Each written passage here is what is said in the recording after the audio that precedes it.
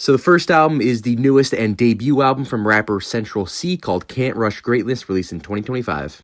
So Central C is a British drill rapper that's had a lot of eyes on him in the last couple years, with this being his first official album after several successful singles, and it kind of baffles me. I know drill has been a big influence on the British rap scene in the last few years, and the style isn't that bad. It just has very skeletal beats, maybe with like a quiet piano or something melodic in the back, but it's mainly just hi-hats and 808s in a very specific manner. The production and deadpan inflections on his voice are just so boring and uninteresting to me.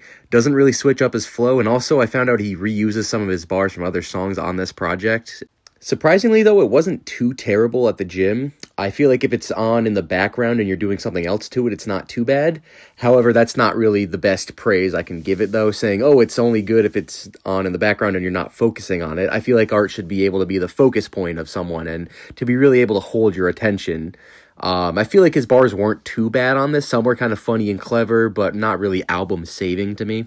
He also does the silent bar thing too long on this, where he purposely will leave out a word or two at the end of the bar so the listener has to assume what he's saying during that. And I do like when people use that, but he did it a few too many times on this. The whole thing has a bit of an eerie vibe to it, which I kind of enjoyed, but it didn't really stick with me too long. Maybe it was the accent or just the style, but I just wasn't a huge fan of this. I'm going to give this like a low 4 out of 10.